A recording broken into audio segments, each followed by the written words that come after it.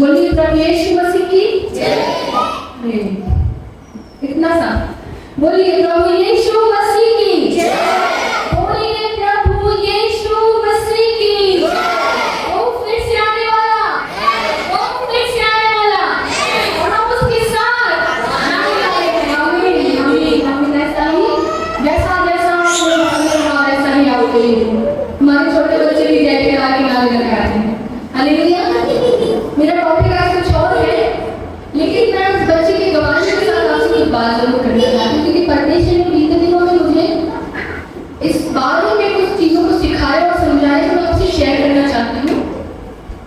जैसे कि उसने कहा कि उसे ऐसा लगने लगा था कि उसके साथ कोई भी नहीं है, फैमिली नहीं है, और ऐसा लगने के साथ साथ में उसे ऐसा लगने लगा था कि वो अकेली है, डिप्रेशन में है, और उसे ऐसा लगता था कि अब अपने आप को खत्म कर लेना ही सबसे ज्यादा ठीक होगा। मैं आपको ये बताना चाहती हूँ कि परमेश्वर ऐसा नहीं चाहता, और मैं आपको ये भी बताना चाहती हूँ कि कोई फैमिली भी ऐसा नहीं चाहती कि वो आपको अकेला कर दे। कोई भी फैमिली नहीं चाहती, कोई भी माता पिता नहीं चाहते कि वो आपको अकेला कर दे। लेकिन एक भ्रम को उत्पन्न करने वाली आत्मा है जो कि इस बात को आपके अंदर में बीज के समान डाल देती है कि तुम अकेले किए गए हो। देखो, तुम्हारी माँ तुमसे अब बात नहीं कर रही, तुम्हारा पिता तुम्हारी आवाज नहीं सुनता। मैं आपको सीरियसली कहना चाहती हूँ, ये भ्रम को उत्पन्न करने वाली एक स्पिरिट है जो कि आपके अंदर में तब काम करती है जब आपको परमेश्वर को महिमा देना होता है, और आप उसको महिमा न देकर आप दूसरा ही कुछ काम करते हो, and that is the time वो आपको ओवरपावर करता है, वो आपके ऊपर कब्जे को लेता है, और उसके बाद वो स्पिरिट आपके अंदर में ऐड की जाती है। और मैं आपको इस सच में बता रही हूँ कि ऐसा है, क्योंकि परमेश्वर ने इस बात को मुझे रिलीज किया है इसकी गवाही के पहले, और परमेश्वर ने कुछ चीजों को दिखाया है। जब कोई स्पिरिट जो कि एक सुसाइडल स्पिरिट है, जो किसी के अंदर में क्या इच्छा डालती है कि तू अपने आप को खत्म कर ले, तो वो ऐसा क्यों करती है आपको पता है? Every time a person commits suicide, जो सुसाइडल स्पिरिट उसके अंदर थी, every time a person commits suicide, वो वहां से एक स्कोर लेती है, एक बॉडी का स्कोर। क्या आप मेरी बात को समझ पा रहे हो? ये परमेश्वर ने मुझे दिखाया, तो इसलिए मैं आपसे शेयर करना चाह रही हूँ कि अगर ये थॉट किसी के दिमाग में कभी आए ना, तो उसे कैंसिल कीजिए।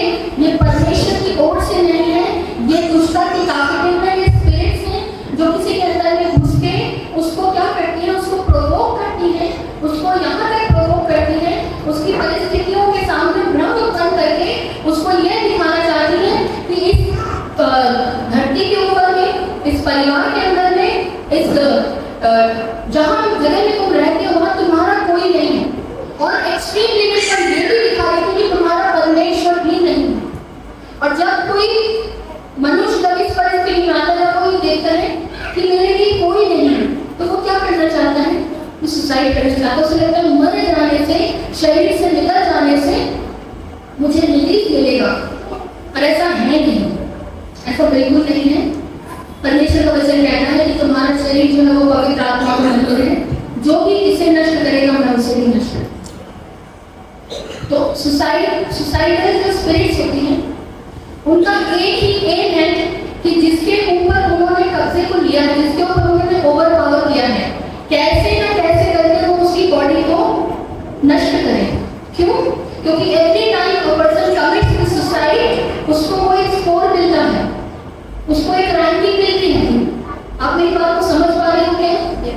हर बार जैसे कि एक लेवल अप होता है। अगर एक सुसाइडल स्पिरिट ने 10 लोगों को प्रेरित करा है तुम सुसाइड कर लो, और वो कर लेते हैं, तो उनका जो लेवल है वो अप हो जाता है। जिसका उस सुसाइडल स्पिरिट का it becomes stronger than it was. वो जितनी स्ट्रॉन्ग थी उससे और ज्यादा स्ट्रॉन्ग हो जाती है। यही उसका काम है, और यही वो भ्रम है जो आपको किसी भी मनुष्य के दिमाग में उत्पन्न करता है। इसीलिए इस स्पिरिट को और यदि कोई आपको मिलता है जो आपसे कभी भी अपने दुख के बारे में बात करे, तकलीफ के बारे में बात करे, आप उसको प्लीज बताइए कि तुम्हारा शरीर जो है वो पवित्र आत्मा का मंदिर, और इसे नाश मत करो, क्योंकि इसे नाश करके तुम्हें रिलैक्स कभी नहीं मिलेगा, तुम कभी रेस्ट की पोजीशन में नहीं आओगे। और उसको ये जरूर बताएं कि परमेश्वर आपसे प्रेम करता है, क्योंकि परमेश्वर का वचन कहता है कि मैंने तुम्हारे चित्र को कहाँ रखा, अपनी हथेली को खोद के रखा है, तो तुम्हें नाश करना नहीं चाहता, तो तुम्हें बेहद इतना अधिक प्रेम करता है जितना कि हमारा कोई भी जान पहचान वाला, यहाँ तक कि हमारी माँ भी हमसे उतना प्यार नहीं कर सकती। बहुत अद्भुत प्रेम करने वाला परमेश्वर है। इस पूरी पृथ्वी के ऊपर में अगर कोई प्रेम, जो संसार में प्रेम होता है, अगर उस प्रेम को हम देखें तो एक माता का अपने बच्चे के साथ जो प्रेम होता है वो सबसे ज्यादा स्ट्रॉन्ग होता है। पूरी दुनिया में उस बच्चे को दुत्कार देगी, भगा देगी, लेकिन एक माँ ऐसी होगी जो कि पूरी कोशिश करेगी कि मैं अपने बच्चे के साथ रहूं और उसको ठीक करने की कोशिश करूं, उसको कंफर्ट करने की कोशिश करूं। उसका प्रेम जो है वो पूरे संसार में कंपेयर करें तो सबसे बेहतरीन है, बहुमूल्य है। पर मैं आपको बताना चाहती हूँ कि माता का प्रेम और परमेश्वर के प्रेम में कोई कंपैरिजन नहीं है। We cannot compare mother's love with the love of God, क्योंकि इसका कोई कंपैरिजन नहीं। आप सोचो माँ का लव कितना हाई रैंक लेता है, परमेश्वर का प्रेम उससे मैच नहीं करता, वो बहुत हाई है, बहुत ऊपर है। आप सोचो जब माँ इतना प्यार करती है तो परमेश्वर का प्यार कितना गहरा होगा, बहुत ज्यादा। मतलब आप उसको शब्दों में या फीलिंग्स से मेजर नहीं कर सकते, आप उसको तब मेजर कर सकते हो जब आप उसको महसूस कर सकते हो, जब आप विपरीत परिस्थिति में पड़ते हो। एक टाइम सर वो आपसे बात करता और आपको दिखाता है कि मैं तेरे लिए हूँ। क्या हमने देखा है? मैं विश्वास कहती हूँ मैंने देखा है, और इसलिए मुझे ना कोई शक नहीं, बच्ची के दिमाग में जो थॉट्स आए हैं ना वो मेरे दिमाग में भी आ चुके थे।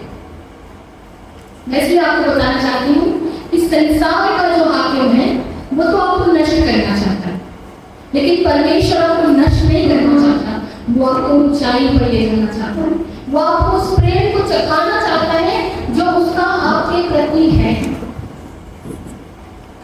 वो आपसे बहुत अधिक प्रेम करने वाला परमेश्वर है, और वो आनंदित होता है जब तुम आनंदित हो।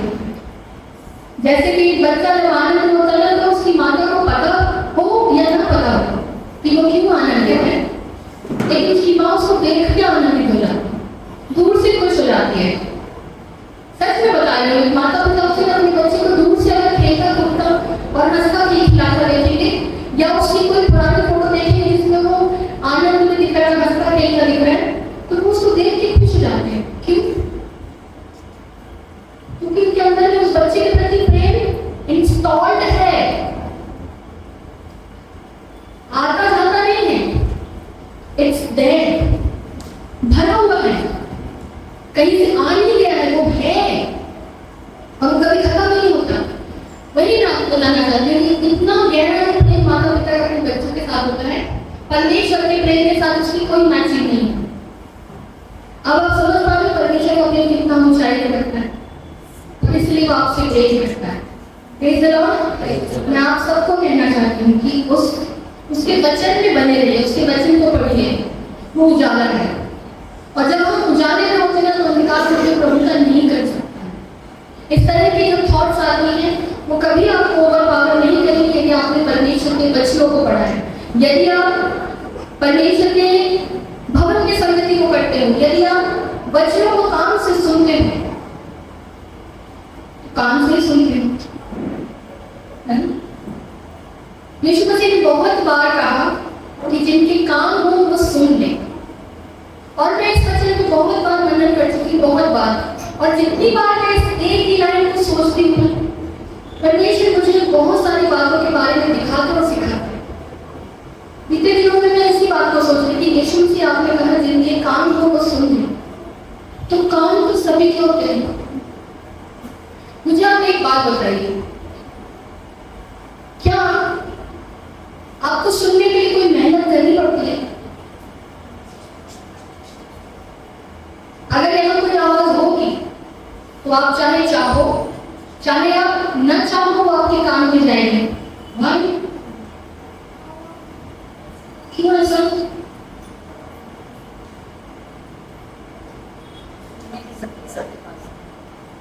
क्योंकि परमेश्वर ने उसकी बनावट को ऐसा किया है कि तुम चाहे चाहो चाहे तुम न चाहो, जो आवाज होगी वो भीतर जाएगी कान के अंदर। उसकी बनावट ऐसी की गई है, आपको सुनने के लिए उसको हिलाना डुलाना नहीं पड़ता कि चलो कोई कुछ कह रहा है सुनो सुनो सुनो। अगर किसी ने कुछ कहा तो वो आपके कान में जाएगा जाएगा, चाहे ना चाहो चाहे आप चाहो, क्योंकि उसकी बनावट ऐसी है। हम परमेश्वर से ऐसे ही काम को मांगे कि जो पवित्र आत्मा हमसे बात करे तो हमें मेहनत नहीं करनी पड़े और उसकी आवाज हमारे कानों में ठीक ऐसे जाए जैसे संसारिक कानों से जाती है। प्रभु ने मुझे इस चीज को दिखाया कि कितने बहरे और कितने अंधे हैं। नहीं, जिसको नहीं सुनाई दे रहा उसको आप क्या कहोगे? बहरा कहोगे। जिसको नहीं दिखाई दे रहा उसको अंधा कहोगे। यदि पवित्र आत्मा की आवाज हमारे कानों में नहीं आ रही तो हम क्या होंगे? बहरे होंगे। और जो बहरा होता है उसको क्या चाहिए? हाँ, बहरे को संगति नहीं चाहिए। जोर से बोलो, उसको ट्रीटमेंट चाहिए है ना। जो बहरा है उसको ट्रीटमेंट चाहिए, और ट्रीटमेंट कहाँ है? परमेश्वर के वचन में। इसलिए लिखा है कि जिनके कान हो वो सुन ले। हम लोग परमेश्वर से कभी इस बात के लिए बहुत बेचैनी से प्रार्थना करें कि परमेश्वर हमने तेरी आवाज को महसूस किया है, अब समय है कि हमें ठीक ठीक सुना। हालेलुया। हमने महसूस किया है। हम क्या कान से महसूस करते हैं? सोच के देखिए, मैं आपको सीरियसली बहुत क्लैरिटी से कुछ चीजों को सिखाना चाहती हूँ जो मैं तो सीख रही हूँ। मैं कोई सिद्धता भी नहीं रखती, पर मैं जब परमेश्वर के विषय में मनन करती हूँ तो कुछ चीजें मेरे अंदर भी बहुत उथल पुथल मचाती है। वो ये है क्या कान को मेहनत करनी पड़ती किसी बात को सुनने के लिए? नहीं करनी पड़ती। तभी तो यीशु मसीह ने कहा जिनके कान हो वो सुनिए। तो हम परमेश्वर से प्रार्थना करें कि खुदा तू मुझे ऐसा कान दे कि जब जब तेरी आवाज हो तो मुझे ऑटोमेटिकली सुनाई दे। जैसे कि इस कान से मैं सुन सकती हूँ, ठीक उसी तरह से तेरी आवाज मुझे आवाज नॉट फीलिंग। प्रभु बात करता है, परमेश्वर की आवाज है, तो हम उससे प्रार्थना करें कि जब परमेश्वर तू कहे तो मैं सुनूं।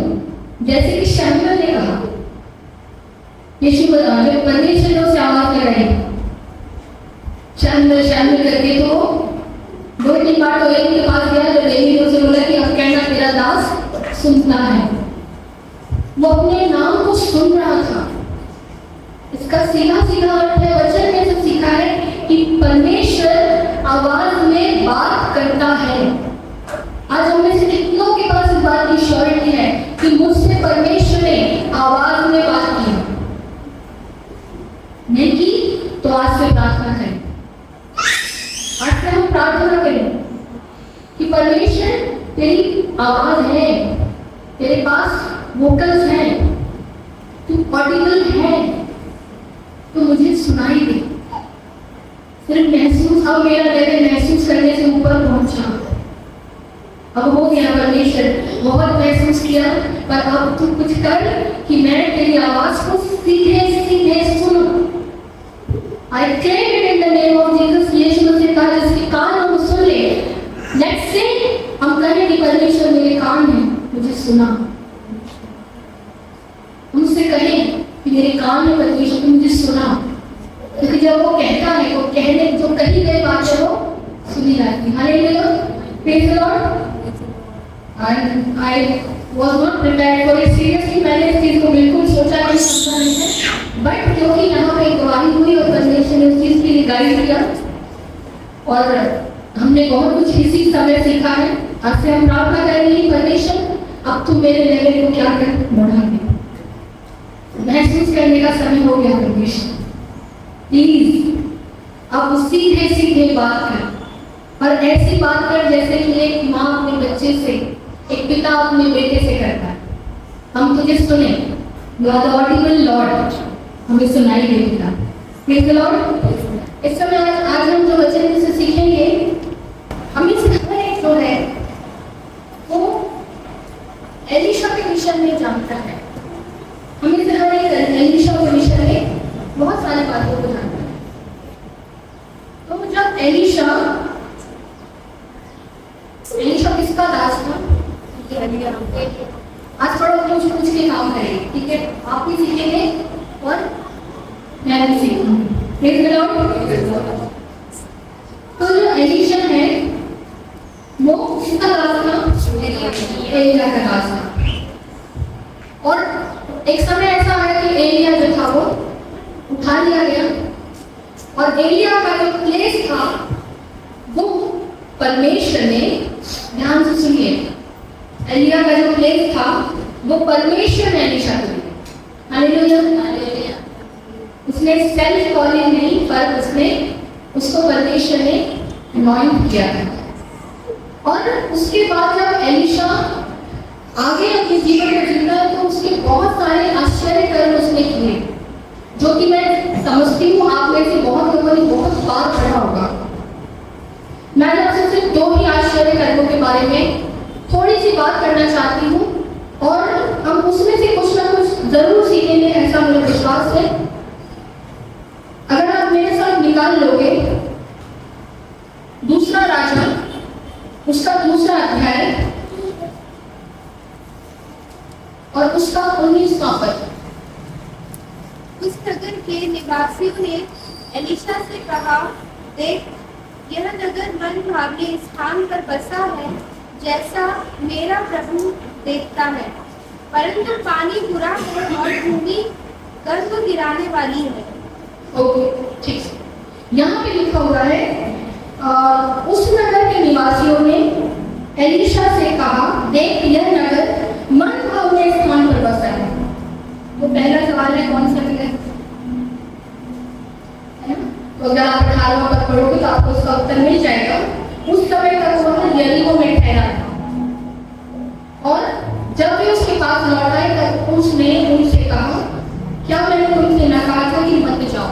अब इसको आप ऊपर पढ़ लीजिए कि मत जाओ किसके लिए क्यों कहा गया। मैं आपको सिर्फ ये बताना चाहती हूँ कि जो एलीशा था वो उस समय यरीहो नगर में था, और यरीहो नगर के निवासी उससे क्या कहते हैं कि जो ये नगर तू देख रहा है ये कैसा है?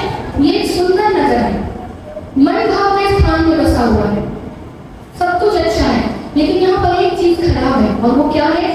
यहाँ का पानी बुरा है, और भूमि कैसी है?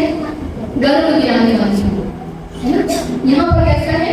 जो पानी है वो बुरा है, और जो भूमि है वो गर्भ गिराने वाली है। इसका सीधा सीधा अर्थ है कि जो लोकेशन थी वो अच्छी थी, जो नगर था वो एक अच्छी जगह में बसा होगा, लेकिन जीवन जीने के लिए जो बेसिक नेसेसिटी होती है, जो बेसिक नीड होती है, वो क्या होते हैं? पानी और जमीन। वो दोनों चीजें खराब थी। उन्होंने कहा कि पानी बुरा है और जमीन कैसी है? गर्भ गिराने वाली है।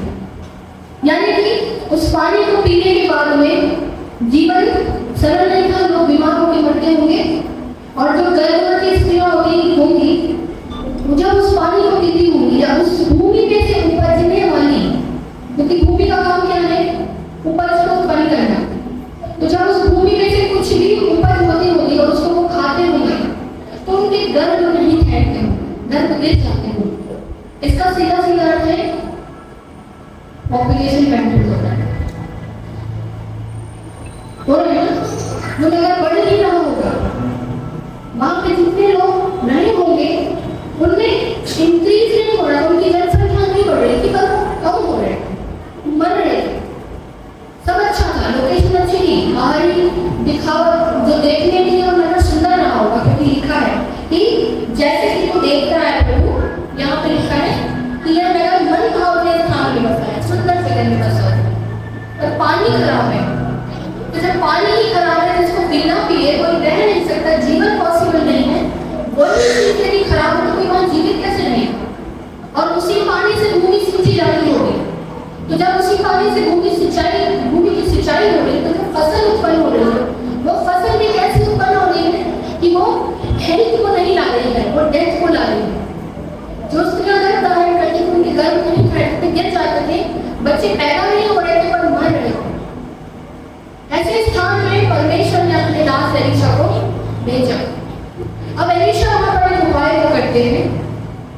यहाँ 20वें वचन में पद में लिखा है, उसने कहा, एक नए प्याले में नमक डालकर मेरे पास ले आओ। वे उसे उसके पास ले आए। तब वह जल के सोते के पास निकल गया और उसमें नमक डालकर कहा, यहोवा यूं कहता है, मैं यह पानी ठीक कर देता हूँ, जिससे वह फिर कभी मृत्यु या गर्भ पिलाने का कारण न होगा। Praise the Lord।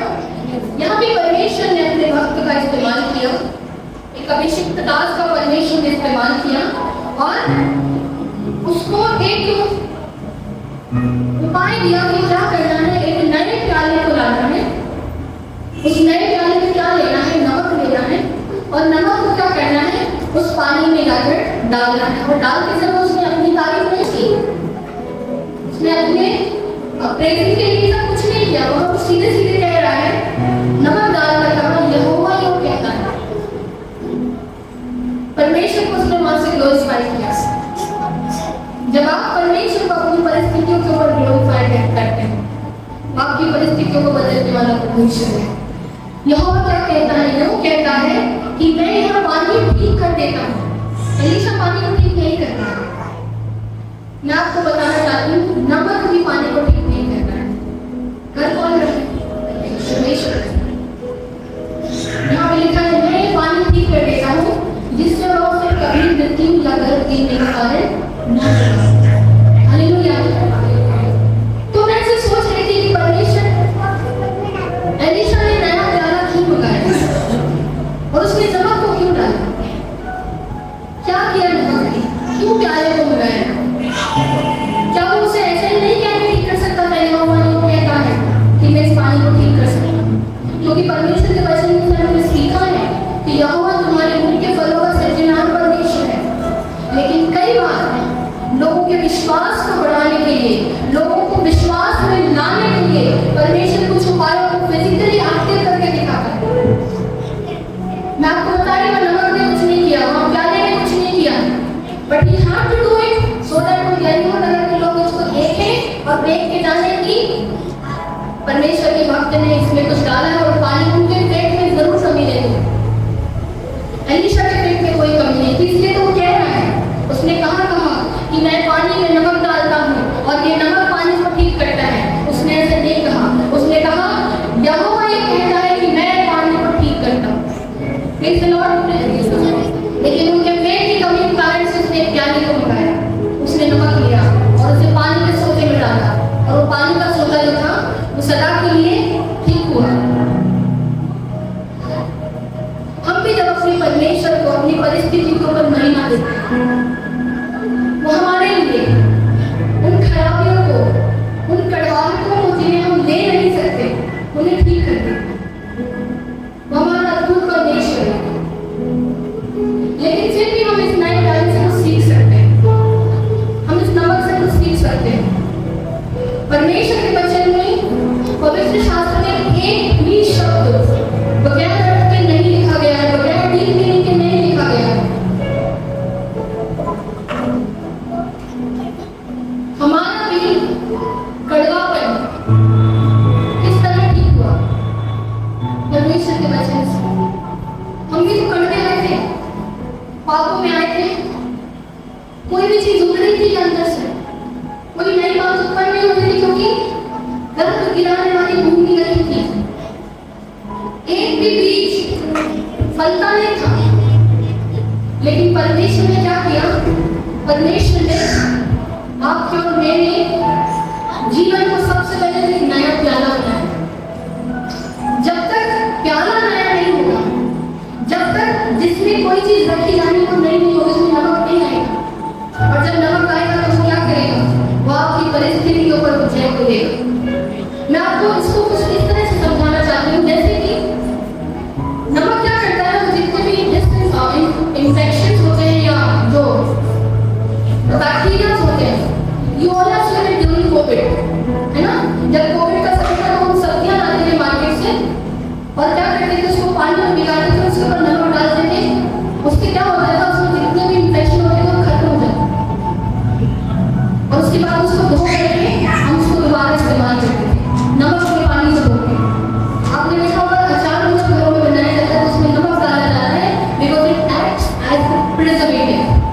वो प्रिजर्वेटिव के समान काम करता है। ठीक है, तो जब नमक को पानी में डाला तो क्या हुआ, जितना भी इन्फेक्शन था वो खत्म हुआ, उसको डिसइंफेक्टेंट किया। बोल के लिए वो कर रहा था। और मैं आपको वचन कैसे सिखाना चाहती हूँ कि जब तक हम अपने प्याले को नया और ताज़ा नहीं करेंगे और जब तक उसमें नमक को नहीं भरेंगे, परमेश्वर के वचन को नहीं भरेंगे, आपका और मेरा पानी कड़वा ही रहेगा। हालेलुया। परमेश्वर चाहता है कि उसके वचन से हम अपने आप को भरें और अपनी कड़वाहट को खत्म करें, अपने घर को गिराने वाली भूमि को उपजाऊ भूमि में बदले। अगर आप यहाँ पर ध्यान से पढ़ोगे तो इसमें ऐसे लिखा है कि मैं यह पानी ठीक कर देगा। परमेश्वर ने क्या किया? पानी को ठीक किया, भूमि को ठीक नहीं किया। Take a note of it. परमेश्वर ने सिर्फ पानी को ठीक किया, भूमि अपने आप ठीक हो गई। Hallelujah, hallelujah.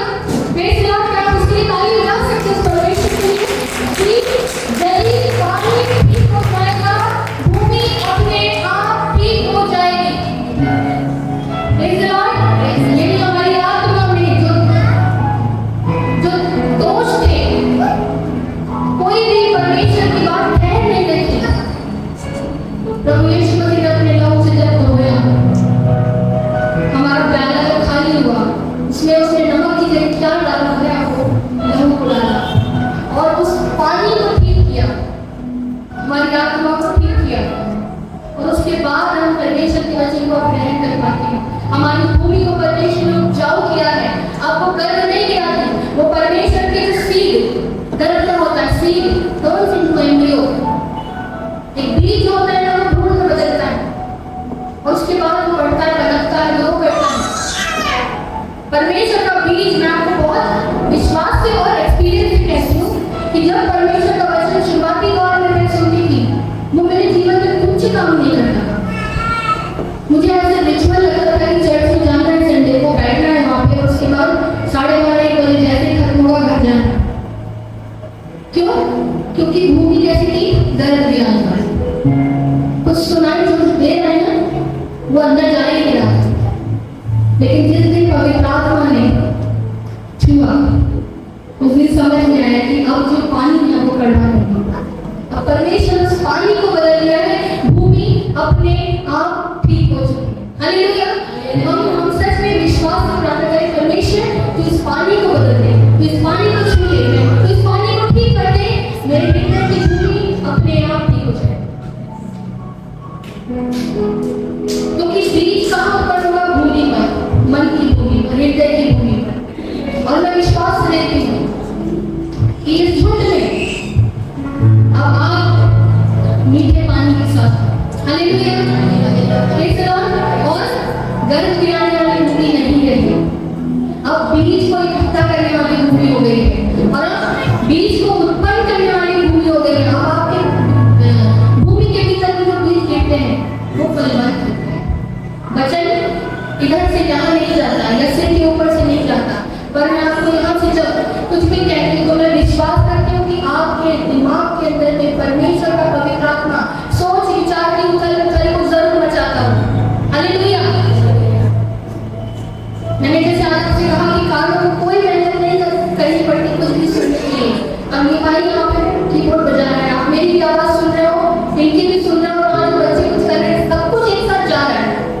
कुछ हिला डुला के नहीं बता रही, सुनो सुनो सुनो, क्योंकि वो वैसे ही बनाए गए हैं। हम परमेश्वर से प्रार्थना करें, परमेश्वर आप तो मेरे कानों को ऐसा कर दे कि जब जब तुम उससे कुछ कहे मुझे ऐसे सुनाई दे जैसे कि सुनाई दे। हालेलुया। तो सुनाई देने वाला परमेश्वर। हम एक और बात को यहाँ पर देखेंगे।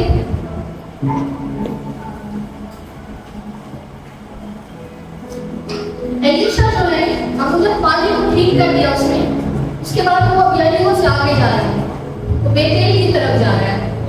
और जब वो बेतेल से आगे को चढ़ रहा है तो वहां पे ऐसे लिखा है कि कुछ छोटे लड़के उसके पीछे उसका ठट्ठा करने को निकल आए और उससे क्या कह रहे हैं? क्या आप मेरे साथ पढ़ सकते हैं? 23 अध्याय 23 पद से वहां से वह बेतेल को चला और मार्ग की चढ़ाई में चल रहा था कि नगर से छोटे लड़के निकलकर उसका इकट्ठा करने लगे और क्या कहने लगे, हे चंदुए चढ़ जा, हे चंदुए चढ़ जा।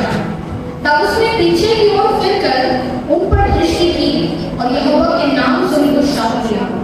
तब जंगल में से 2 ऋषियों ने निकलकर उनमें से 42 लड़के फाड़ डाले। वहां से वह करनेल को गया, फिर वहां से शोरों को लौट गया।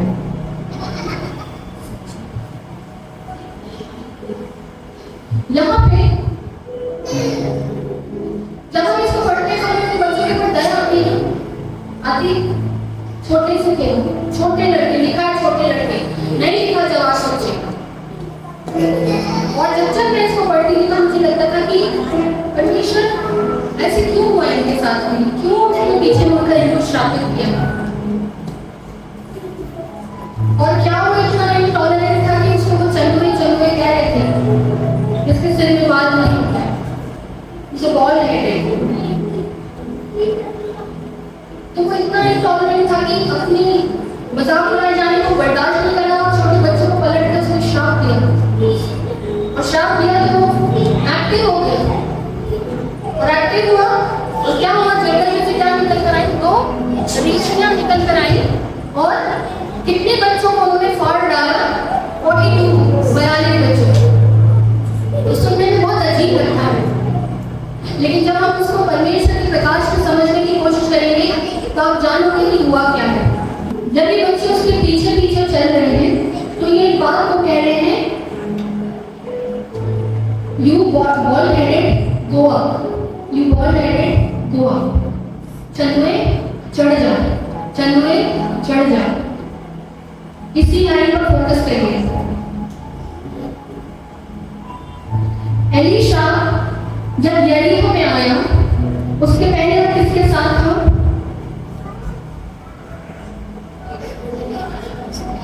एलियाह के साथ था। Praise the Lord. एलीशा इससे पहले एलियाह के साथ था, और एलियाह का क्या हुआ था, स्वर्गारोहण हुआ था, वो चढ़ा लिया गया था, वो ऊपर चढ़ाया गया था। आपको लगता है मामूली घटना है? जब ऐसा हुआ होगा तो लोगों को पता चला होगा कि ऐसा हुआ है, और जब ऐसा हुआ तो जो वहां के लोग होंगे उन्होंने आपस में बातचीत की होगी, और उस बातचीत के दौरान में वो बात स्प्रेड हुई होगी, हर जगह फैल गई होगी कि एक परमेश्वर का दास उठा लिया गया। तो जब ये सब बातचीत हुई होगी तो लोगों ने अपने बच्चों के सामने बैठ के बातें की होंगी और उनको बताया होगा कि ऐसा हुआ है। लेकिन बताते समय उन्होंने एक बहुत सीरियस बात को मिस किया, वो ये बताना कि परमेश्वर आदर के योग्य है। और जब यहाँ पे वो उसका इकट्ठा कर रहे हैं तो वो कह रहे हैं, हे चंदुए चढ़ जा। वो उसको चंदुए कह रहे हैं या उसके कंचेपन का उदाहरण नहीं उड़ा रहे हैं। और मैं आपको बता रही हूँ, यहाँ पर एक परमेश्वर के बच्चों को या उसकी भाषा को ये पूरा कर रहे हैं। अगर आप मेरे साथ निकालोगे लय व्यवस्था की पुस्तक, उसका 26 अध्याय, और आप 20 से लेकर के 22 तक पढ़िए। लय व्यवस्था की पुस्तक उसका 26वां अध्याय 21 और 22। यदि तुम मेरे विरुद्ध चलते ही रहो और मेरा कहना न मानो तो मैं तुम्हारे पापों के अनुसार तुम्हारे ऊपर और 7 गुना संकट डालूंगा, और मैं तुम्हारे बीच वन पशु भेजूंगा जो तुमको निर्वंश करेंगे और तुम्हारे घरेलू पशुओं को नष्ट कर डालेंगे और तुम्हारी गिनती घटाएंगे, जिससे तुम्हारी सड़कें सूनी पड़ जाएंगी। ये कौन कह रहा है? ये परमेश्वर का वचन है कि यदि तुम मेरे पीछे ना चलो, यदि तुम मुझसे हटते ही ना हो, तो मैं तुम्हारे बीच में जंगली पशुओं को भेजूंगा। तो यहाँ पे जब पेरेंट्स ने अपने छोटे बच्चों को ये बताया होगा कि परमेश्वर का एक भक्त उठा लिया गया, तो उसकी सीरियसनेस के साथ नहीं बताया होगा। वरना उन बच्चों की इतनी हिम्मत नहीं होती कि वो उसके पीछे पीछे दौड़ते। आपने देखा है गाँव में बच्चे जब कोई गाड़ी जाती है तो उसके पीछे पीछे भागने लगते हैं, उसके पीछे आवाजें लगाते हैं, कुछ कहते हैं। वही से क्या हो रहा है, लेकिन वो सिर्फ उसको उसके दिखने को वो मजाक नहीं बना रहे थे, वो कह रहे थे चढ़ जाओ। यानी कि वो इस बात को जानते थे कि एलिया को चढ़ा दिया गया है। अब वो क्या करते हैं, एलीशा से तू भी यही करके दिखा। वो परमेश्वर के अद्भुत काम का वो मजाक कर रहे थे वहां। पर उनके पेरेंट्स ने उनको 100% नहीं बताया था कि वहां क्या होगा, लेकिन उस बात की सीरियसनेस को नहीं बता पाए थे कि परमेश्वर का ये काम था। वरना वो आदर के साथ उस भक्त को देखते, चाहे छोटे थे तो भी क्या हुआ। परमेश्वर यहाँ से उन इजराइलियों को, उन लोगों को ये सिखाना चाह रहा था कि परमेश्वर आदर के योग्य है। हम किसी भी परिस्थिति में उसका मजाक नहीं कर सकते, न केवल उसका लेकिन उसके चुने हुए जन का भी, उसका जो अभिषिक्त होता है उसका भी मजाक नहीं किया जा सकता, उसे भी ठट्ठों में नहीं उड़ाया जा सकता। परमेश्वर ने मुझे, जब मैं इसको पढ़ रही थी तो परमेश्वर ने मुझे एक चीज को दिखाया। उसमें लिखा है कि जो कोई तुझे छूता है वो मेरे आंख की पुतली को छूता है। ये बात सिर्फ इसके लिए पता हो जो परमेश्वर का भक्त, उसका दास हो। हर एक के लिए नहीं है, हर एक के लिए नहीं है। आज के समय में हर एक जो सो कॉल्ड क्रिश्चियन सब इस बात को कहते हैं कि अपने आप में फूल लेते हैं, लेकिन ये उनके लिए नहीं है। यह उसके लिए जो परमेश्वर का रियल में दास हो। आप सोच के देखो, यदि कोई आपके आंख के सामने अपने हाथ को करेगा तो आप क्या करोगे? आंख को बंद करोगे ऑटोमेटिकली। कोई दुश्मन करेगा तो उसको मार दोगे, हटाओगे। आपका खुद का बच्चा करेगा तो क्या करोगे? तो भी हटाओगे ना। क्यों? जैसे कान सुनने के लिए इंस्टॉल्ड है, वैसे आंख जो ये देखते हैं ना, ये इसकी प्रोटेक्शन के लिए इंस्टॉल्ड है। उसमें करना कुछ नहीं पड़ता। अगर आपके सामने कुछ भी आए तो वो उसको बंद कर दे। परमेश्वर ने अपने दासों को ऐसा कहा है कि तुम मेरे आंख की पुतली हो, जो कोई तुम्हें छूता है वो मुझे छूता। और आंख की पुतली के सामने भी कुछ आता है तो आंख चाहे चाहे चाहे न चाहे वो बंद हो जाए। परमेश्वर नहीं चाहता कि वो किसी को नाश करे, लेकिन it is made like that. जैसा है कि जो परमेश्वर का आदर नहीं जानेगा, परमेश्वर उसे नाश करे। वो अपनी महिमा किसी को नहीं देगा, वो अपना आदर किसी को नहीं देगा। वो यहाँ से हमें सिखाना चाहता है कि हम उसका सच में बहुत आदर करें, उसके वचनों में से सीखें। और न केवल उसका, लेकिन उसके अभिषेकों के लिए कभी कभी कभी कुछ मत कहिए। यदि if you do not agree with somebody or someone's teachings, आप मत सुनिए, पर उसके विरोध में। मैं आपको यहाँ से सिखा रही हूँ सच में। हमने इस चीज को फॉलो करना शुरू किया। हम परमेश्वर से प्रार्थना करते हैं, खुदा मेरे मुंह में एक भी शब्द किसी के अगेंस्ट नहीं होता। चाहे मैं उसकी बात से एग्री करूं चाहे ना करूं, पर उसके विरोध में कोई बात ना करूं। हम जब ऐसा करते हैं हम आशीषों को ग्रहण करते हैं। और मैं आपको एक अच्छी बात यहाँ से बताना चाहती हूँ। यहाँ पे लिखा है ना कि जब उसने श्राप दिया तो जंगल में से 2 ऋषियों ने निकलकर उनमें से 42 लड़के फाड़ डाले। हम जब तक इसको पढ़ते तो बहुत दुख से भर जाते हैं कि 42 बच्चे फाड़ डाले। जब हम कहते फाड़ डाले तो क्या समझते हो?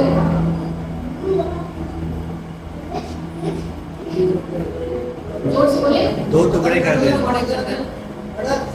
मार डालना, फाड़ डालना, मार डालना, है ना?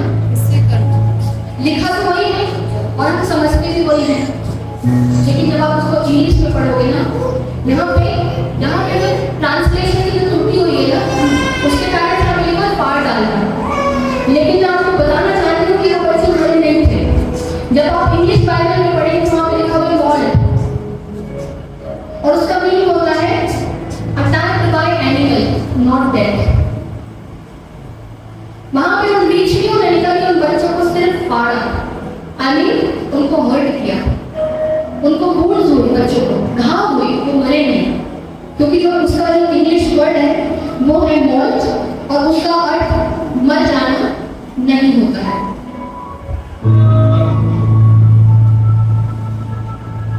यदि किसी के पास इंग्लिश बाइबल है तो इस वर्ड को पढ़ सकता है कि वहां से जो ऋषियां नहीं, they molted those kids, 42 kids, उनको उन्होंने सिर्फ फाड़ा, मारा नहीं। मॉल्टेड का तो मार डालना नहीं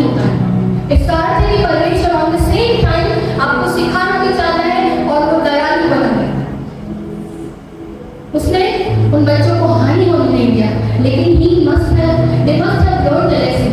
उन बच्चों ने भी उस दिन सीखा होगा और उनके पेरेंट्स ने भी सीखा होगा कि परमेश्वर और उसके अभिषेक का आदर करना कितना आवश्यक है।